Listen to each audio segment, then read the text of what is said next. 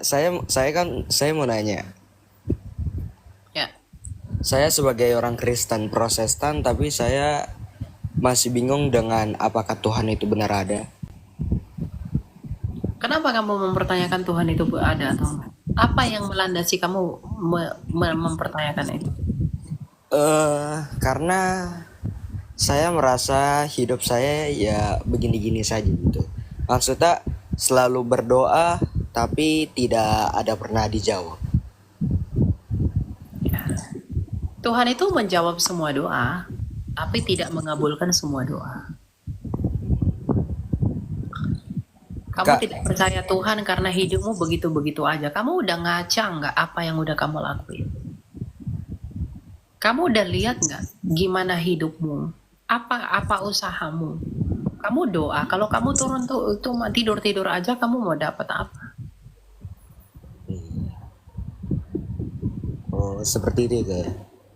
Ya iya dong. Tuhan Yesus kan berkata, ketuklah, mintalah, dan carilah. Yesus nggak cuma bilang ketuklah dan minta, lalu duduk-duduklah. Oh, Ketuk, minta, dan cari. Barang siapa yang tidak bekerja, janganlah ia makan. Gitu. dan saya mau nanya satu lagi nih Kak. Hmm. Kalau orang Kristen itu kalau nggak dibaptis tetap masuk surga kah? Kalau dia nggak punya kesempatan dibaptis, Apakah masih bisa masuk surga? kalau dia tidak punya kesempatan dibaptis, misalnya detik-detik kematiannya dia memutuskan percaya, tidak ada kesempatan, misalnya dia punya sakit kritis, tidak bisa dibaptis gitu kan, bisa dibaptis cuma dipercik bisa. Tapi kalau dia mengaku percaya, tapi dia punya kesempatan dibaptis tapi nggak mau dibaptis, itu nggak diselamatkan. Oh, seperti itu. Iya, Oke, oke. Thank you kak. ya, oke. Makanya Yo, thank you. Markus, barang siapa yang percaya dan dibaptis ya. Jadi kalau kamu percaya, ya kamu mau dibaptis lah. Masa kamu ngaku percaya kamu gak mau dibaptis? Itu aneh.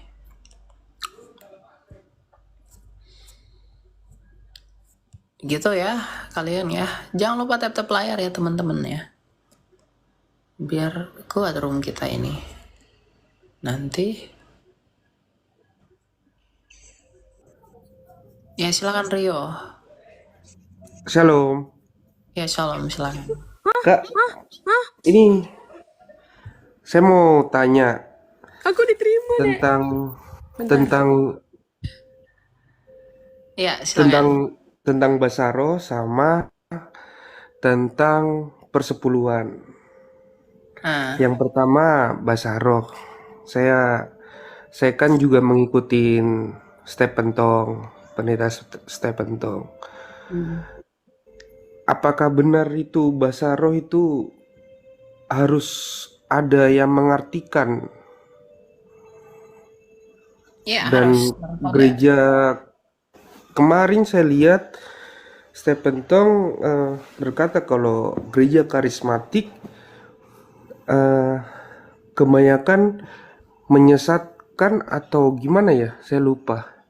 Karena fokusnya tuh terhadap materi. Ya. Terus yang kedua ini tentang persepuluhan, Kak. Saya mau tanya, ini pendapatku atau pandanganku sendiri tentang persepuluhan itu, kita mengasihi saudara kita dulu, kayak kita kasih membantu orang terdekat kita dulu, kan sama saja kayak kita itu membantu anak Tuhan. Jadi yang kekurangan di sekitar kita itu seperti kita itu, hidup kita itu sudah mengasihi persepuluhan, seperti itu kalau pandangan saya. Jadi persepuluhan itu ndak mesti harus persepuluhan di gereja. Kalau pandang saya, persepuluhan itu kita membantu orang yang memang membutuhkan. Contohnya kalau saya kasih persepuluhan, tapi saudaraku saja kekurangan. Seperti itu. Apa pandanganku salah atau gimana? Saya mau bertanya, Kak. Ya, saya jawab dulu ya yang pertama tentang Mbak Saru ya. Kalau kamu bilang Stephen Tong, em, saya sebenarnya sepakat dengan Stephen Tong, tapi saya nggak suka kalau beliau itu apa ya saya bisa katanya mengeneralisasi gereja-gereja karismatik gitu ya. Meskipun saya bukan karismatik, jadi saya orang Protestan tradisional, tapi kan tidaklah menurut saya bagi saya tidak sopan, tidak etis kalau ya terlalu begitulah ya bagi saya ya ini preferensi pribadi saya. Tapi Mungkin mengenai oknum gitu ya, lebih tepatnya oknum, dikatakan oknum ya, karismatik saya gitu nggak ya. menyebut beliau oknum karena ya saya nggak tahu juga lah ya. Oh, karismatiknya oknum kamu kalau kamu katakan begitu bisa jadi. Tapi kalau Stephen Tongnya itu bukan oknum, dia tuh memang Oh iya, iya saya mengikuti Stephen Tong memang, Kak. ya. Nah, mengenai bahasa roh itu apakah harus ada yang tafsirkan atau enggak? Harus ada. Itu betul. 1 Korintus 14 ayat 13. Karena kan bahasa roh itu adalah karunia roh yang ditujukan untuk membangun jemaat. Roh Kudus itu kan datang untuk menginjili kita. Dan Roh Kudus itu menginjili dalam rupa-rupa karunia roh. Ada yang bernubuat untuk menginjili, ada berbahasa roh untuk menginjili, ada mengajar untuk menginjili. Jadi tujuannya penginjilan. Nah, kalau penginjilan itu dengan karunia rupa-rupa bahasa roh, dan bahasa roh itu tidak dimengerti, untuk apakah bahasa roh itu? Nah, misalnya 1 Korintus 14 ayat 13 ya. Coba kita lihat di sini dikatakan mana ya?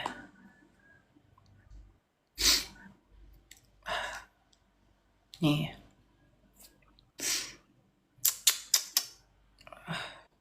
Karena itu siapa yang berkata-kata dengan bahasa roh, ia harus berdoa supaya kepadanya diberikan juga karunia untuk menafsirkannya. Jadi kalau digunakan dalam pertemuan jemaat, harus ada yang Hmm. menafsirkannya agar jemaat itu dibangun atas bahasa roh yang dia ucapkan itu. Gitu loh. Jadi harus tertib, bergantian, kalaupun ada. Oh, Nggak enggak boleh. sama-sama langsung gitu. Nggak boleh. Itu aturan kitab suci, kamu nggak boleh denial. Oh itu kan pengalaman pribadi apa segala macam. Ya pengalaman pribadimu nggak boleh melanggar ketentuan kitab suci. Ya pengalaman Oh, iya, pribadimu iya. itu tidak bisa lebih tinggi daripada kitab suci. Kan 2 Timotius 3 ayat 16, kitab suci itu bermanfaat untuk mengajar, menyatakan kesalahan, mendidik kita di dalam kebenaran. Gitu. Ya. Nah, Iya. mengenai yang kedua, mengenai persepuluhan, misalnya kalau kamu katakan, saya lebih baik ngasih ke orang-orang yang membutuhkan di sekitar saya, nggak apa-apa.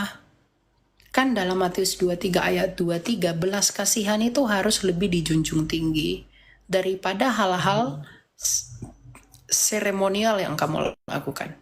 Untuk apa kamu ke gereja, tapi kamu melupakan saudaramu yang membutuhkan? Untuk apa kamu ke gereja, tapi kamu tidak peduli kepada saudaramu di sampingmu yang membutuhkan kamu?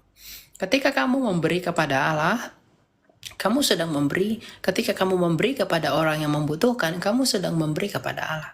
Kamu beri persepuluhan kepada gereja. Silahkan. Tapi kalau kamu berikan kepada orang lain yang tidak punya pakaian, yang tidak punya makanan, persepuluhan itu, kamu juga sedang memberikannya kepada Allah. Kamu memberikan kepada gereja, kamu memberikan kepada Allah, kamu memberikan kepada orang yang membutuhkan, kamu memberikannya kepada Allah. Makanya Tuhan Yesus berkata, sedikit air ini saja kamu berikan kepada orang ini, kamu sedang memberikannya kepadamu dan kamu tidak kehilangan upah. Kapan kami memberikanmu tumpangan Tuhan? Kapan kami memberikanmu pakaian? Ya, ketika ada orang yang butuh pakaian, butuh tumpangan, di saat itulah kamu sedang memberikan tumpangan bagi Tuhan. Itu kasih itu.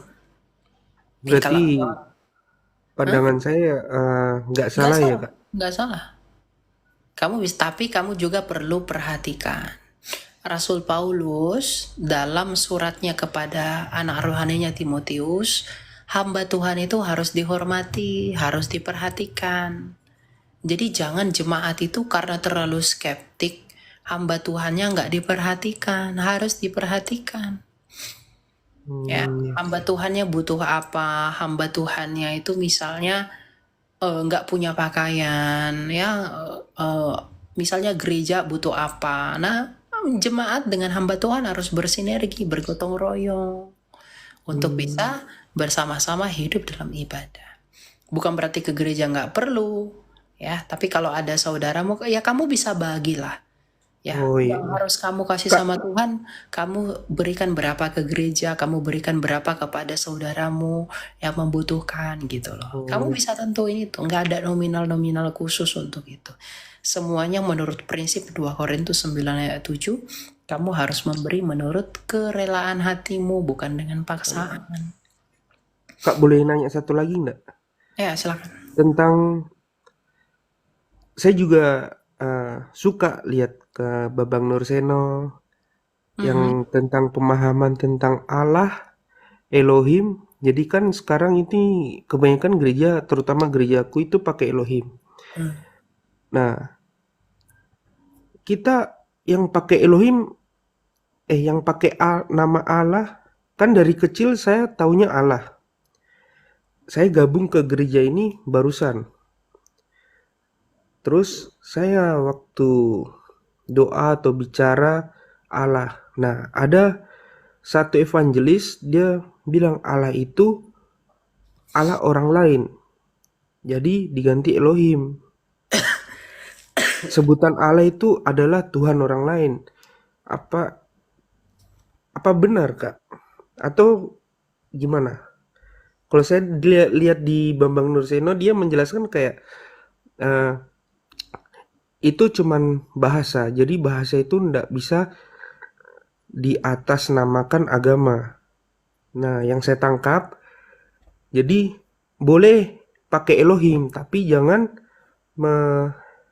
melarang orang pakai Allah. Karena eh,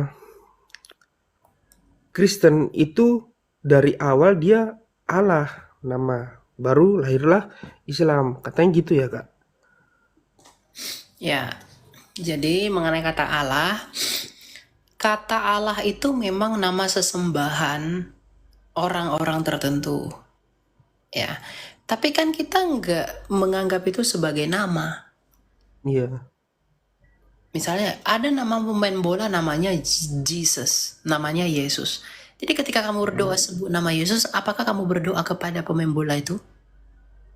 Enggak, tentu tidak. Ya udah nggak masalah sebenarnya. Jadi mau kamu pakai nama Allah kayak Elohim kayak apa kayak nggak masalah. Karena misalnya kamu cek nanti namanya inskripsi jabat di abad ke-5 prasasti orang Kristen itu menyebut nama Allah itu sebelum lahirnya Islam malah. Jadi kalau dikatakan Allah itu identik dengan Islam, Islam belum lahir, kita orang Kristen udah pakai nama Allah. Iya, iya. Jadi jangan bilang itu nama Tuhannya yang lain, wah kamu belum ada, kami udah pakai itu kok. Lalu ketika kami pakai, kamu tuduh kami contek kitab sucimu, oh, logikamu di mana? Itu nggak omongan doang, itu ada prasastinya.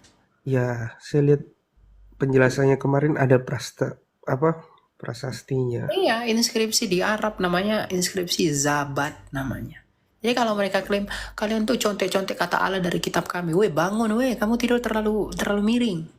Maka kami contek untuk apa kami contek kamu? Kamu aja belum lahir 200 tahun setelah prasasti itu ada baru kamu ada.